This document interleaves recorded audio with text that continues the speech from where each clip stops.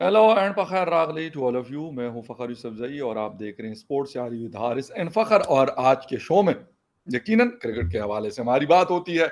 India की team मौजूद है कैरेबियन में, वहां का टूर कर रही है और वहां टेस्ट सीरीज खेल खेल रही है। ऑस्ट्रेलिया की टीम मौजूद है जी इंग्लैंड में एशिया सीरीज के लिए, और पाकिस्तान की टीम मौजूद है श्रीलंका में टेस्ट सीरीज उन्होंने भी खेलनी है, और अफगानिस्तान की टीम बांग्लादेश में है सीरीज खेलने के लिए। तो ये ओवरऑल जो सिचुएशन है क्रिकेट की दुनिया से ये चल रही है। एशिया कप भी वहां पर है और भी बहुत सारी एक्टिविटीज हैं वहां पर। लेकिन सबसे पहले हम कोशिश करेंगे कि इंडिया वर्सेस जो उसकी वेस्ट इंडीज की टेस्ट सीरीज का पहला मैच है उस हवाले से हम बात करें, और उसकी तफसील में जाने से पहले आपसे रिक्वेस्ट भी करेंगे कि जिन जिन लोगों ने हमारे चैनल को सब्सक्राइब नहीं किया प्लीज चैनल को सब्सक्राइब करना, बेल और लाइक का बटन दबाना ना भूलें। तो उसके लिए सबसे पहले जाएंगे हारिस की तरफ और हारिस से पूछेंगे कि मैच का क्या हुआ है, क्योंकि रात के टाइम डिफरेंस इतना है कि रात को ही मैच होता है और शाम को ये शुरू होता है और सुबह तकरीबन सुबह तक चल रहा होता है। तो हारिस, क्या सिचुएशन है? जी hello and welcome to each and everyone. Fakhar साहब सिग्नल्स जो है आज साथ दे रहे हैं, तो मैं थोड़ा सा मीटिंग जो हुई है जका अशरफ साहब और जयशाह साहब के माबेन उस पर भी बात करूंगा, लेकिन सबसे पहले जरूर। आते हैं मैच पे। और मैच का सिचुएशन ये है कि 150 all out West Indies team अपने ही होम ग्राउंड्स पर जिस तरीके से वो क्वालिफाई नहीं कर सके वर्ल्ड कप के लिए और क्वालिफायर्स बिल्कुल। राउंड में वो बाहर हुए हैं, तो वो तो ओडीआई वाइट बॉल था। फिर टेस्ट पे जब आते हैं रेड बॉल पे, तो उससे बुरा हाल उनका होगा जिस तरीके से हुआ है। ऊपर से अश्विन ने आके 5 विकेट ले उड़े, फिर जडेजा ने कोई कसर नहीं छोड़ी, 5 विकेट जो है वो सॉरी 3 विकेट वो ले उड़े।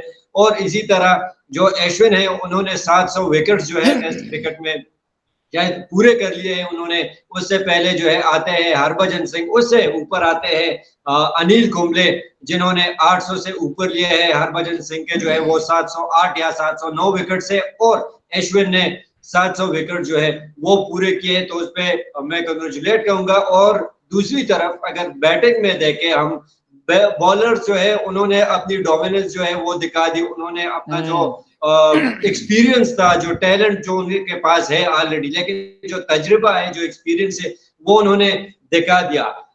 यश जायसवाल जो है टेस्ट क्रिकेट में उन्होंने जैसे ही वो आए तो 40 रन वो अभी तक बना चुके हैं, और कोई विकेट 80 रन पर इंडिया की नहीं गिरी। और साथ में जो रोहित शर्मा है वो भी 30 रन जो है वो बना चुके हैं, क्रीज पर मौजूद है, कोई विकेट नहीं गिरी। लेकिन जेसवाल जो कि आईपीएल 2023 में एक बड़ा नाम था, क्योंकि वो जब इस आईपीएल में सेलेक्ट हुए तो फिर नजरें उन पे नहीं थी, क्योंकि उससे पहले सही। बड़ी बड़ी परफॉर्मेंसेस थी, उससे पहले बहुत बड़े बड़े नाम ऑलरेडी मौजूद थे। हम्म। अगर नेशनल लेवल पे नहीं आके खेले तो फिर जो आईपीएल था उसमें, उससे पहले जो आईपीएल खेले हैं या 2-3 सालों से खेलते हुए आ रहे, तो बड़े नाम मौजूद थे। लेकिन इस साल जो जायसवाल ने किया, जो रन्स उन्होंने बनाए, जो रन्स के अंबार उन्होंने वाइट बॉल में T20 अपने लीग में उन्होंने जो अंबार है वो लगा दिए, तो उसके बिना पे नहीं लिया उनको।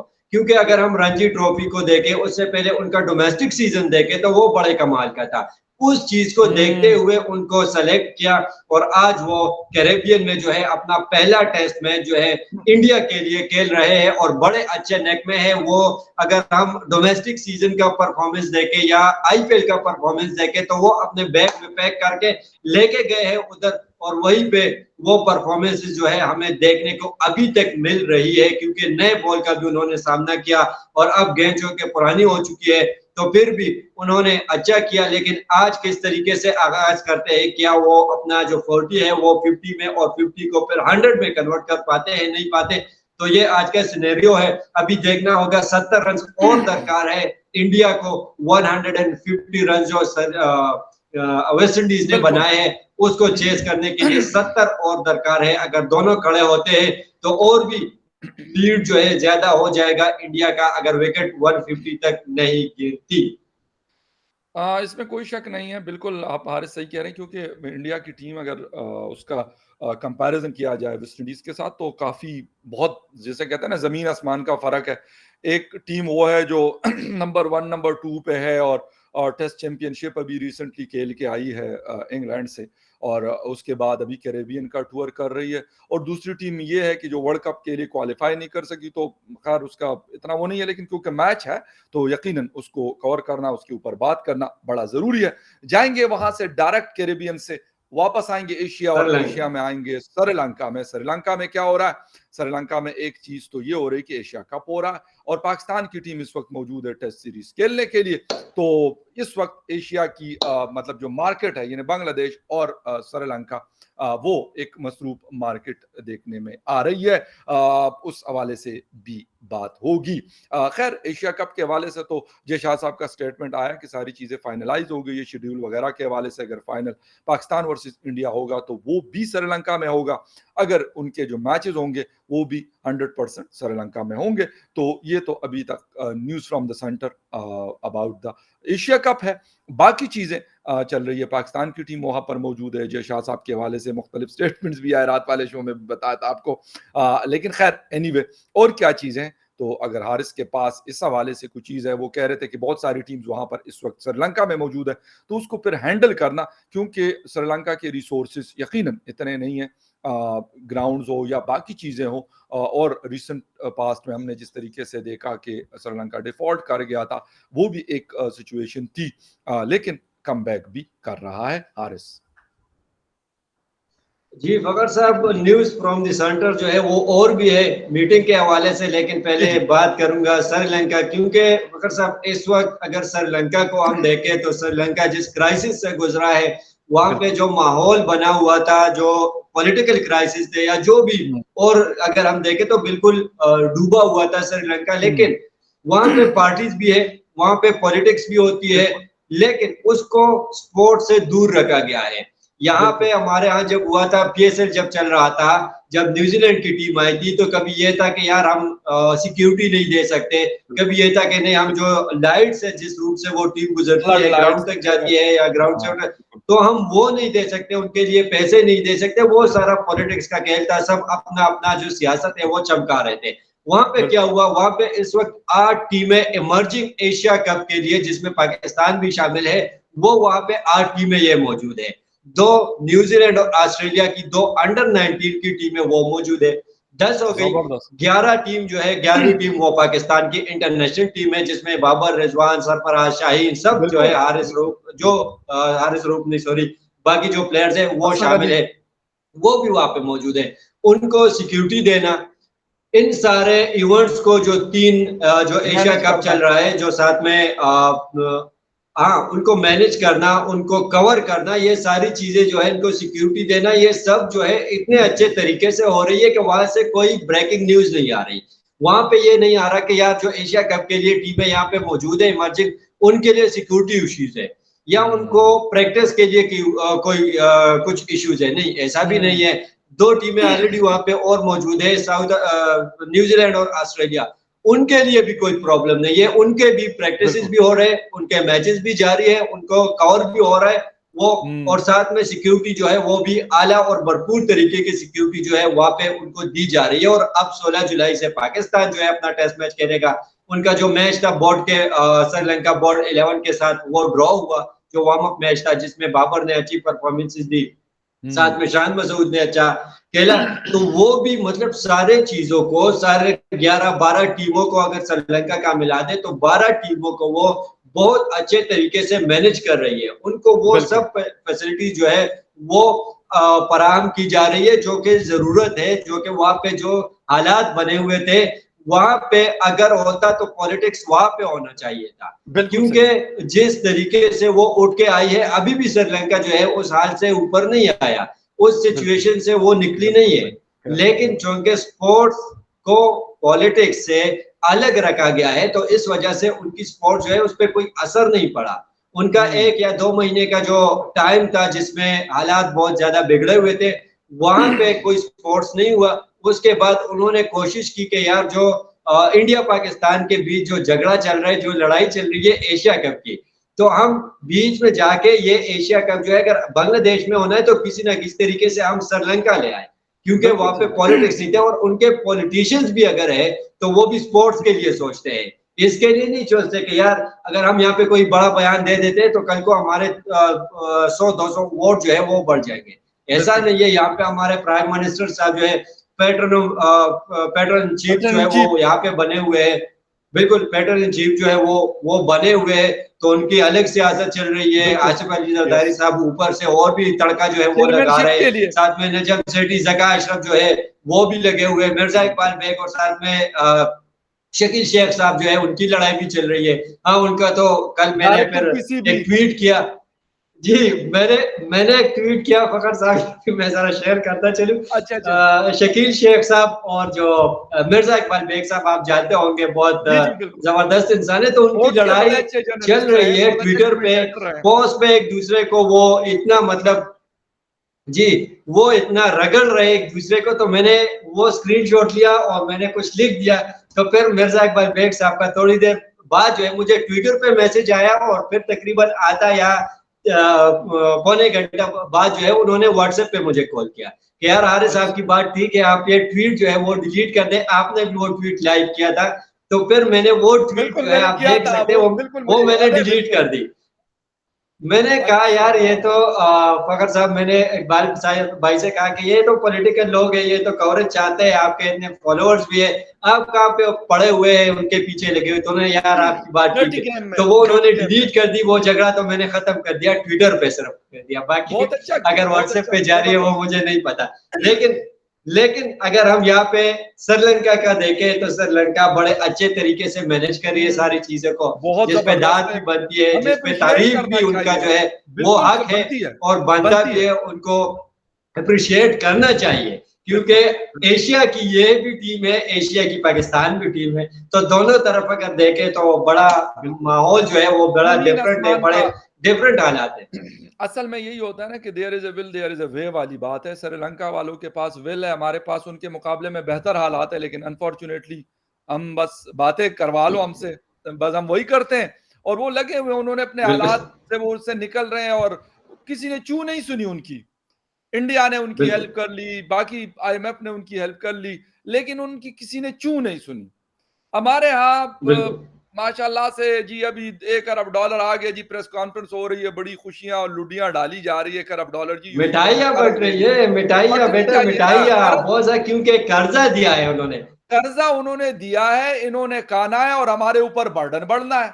उनका क्या जाना है, उसका उनका कुछ नहीं जाना, उसका जो वजन है, जो बर्डन है, वो हम आम पाकिस्तानी ने बर्दाश्त करना है। उनको खुशी तो होनी है, आपके पास $1 अरब आए और वो भी इस तरह ऊपर से, आपके ऊपर कोई उसका फर्क नहीं पड़ना।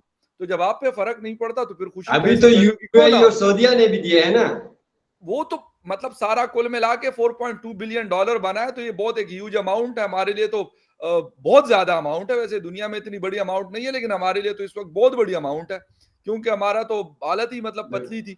तो इस वजह से हम हमारी सोच में और बाकी दुनिया की सोच में, वो श्रीलंका हो, वो बांग्लादेश हो, वो अफगानिस्तान हो, वो इंडिया हो, वो भूटान हो, वो नेपाल, इस रीजन की बात कर रहा हूं, उनकी सोच और है। वो उनकी सोच ये है कि हमने अपने प्रॉब्लम्स को सॉर्ट आउट करना है, कैसे करना है, उसके लिए रास्ता कैसे निकालेंगे, अपने घर के अंदर कैसे बेहतर करनी है पोजीशन, सिचुएशन, वो भाई हम नहीं सोचते। हम बस हमने ये नजर रखी हुई है कि पैसा किसके जेब में ज्यादा है, ये हमें पता होता है। मगर साहब एक क्लिप परसों में देख रहा था ट्विटर पे, इंडिया का एक क्लिप था, एक रिपोर्टर जाता है एक बुजुर्ग के पास, जो कि उन्होंने रेडी लगाई होती है टोमेटोज की, तो वो उनसे पूछता है कि यार ये जो टमाटर का भाव है, जो कीमत है, वो 200 से ऊपर हो गया है, तो मोदी जी को आप किन अल्फाज में जो है वो मैं कहूँगा कि उनके हुकूमत को, या उनको किस तरीके से आप देखते हैं, किस अल्फाज के साथ उनका जो है आप मकदब